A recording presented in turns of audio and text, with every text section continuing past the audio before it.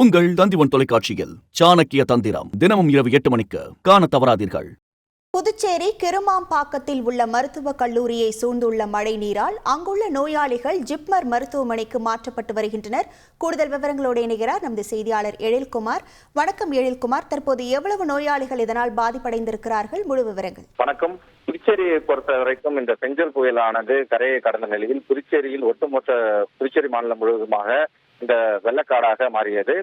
மேலும் படிப்படியாக நேற்றைய தினம் இந்த மழை நீரானது வெள்ளம் குறைந்த நிலையில் தற்பொழுது இந்த மலக்காற்றில் ஏற்பட்ட வெள்ளம் காரணமாக கிராம பகுதிகளில் இந்த வெள்ளம் நீர் சூழ்ந்துள்ளது. குறிப்பாக கூற வேண்டும் என்றால் திருமாம்பாக்கம் பகுதியில் உள்ள தனியார் மருத்துவக் கல்லூரி மருத்துவமனையில் தற்பொழுது இந்த நீரானது சூழ்ந்துள்ளது. இதன் காரணமாக மருத்துவமனையில் உள்ள நோயாளிகள் மற்றும் அங்கு பயிலும் மாணவர்கள் மிகுந்த சிரமத்துக்கு உள்ளாகியுள்ளனர். மேலும் அங்கு சிக்கியிருந்த அவர்களை தற்போது போலீசார், தீயணைப்புத்துறையினர் அவர்களை மீட்டு அருகில் உள்ள மருத்துவமனை ஜிப்மர் மருத்துவமனையில் நோயாளிகளை சேர்த்து வருகின்றனர். இதேபோல் அங்கு பயிலும் மாணவர்களையும் அங்கிருந்து வெளியேற்றி அருகில் உள்ள முகாம்களில் தங்க வைப்பதற்கான ஏற்பாடுகளையும் காவல்துறையினர் செய்து வருகின்றனர். முழு விவரங்களுக்கு நன்றி எழில்குமார்.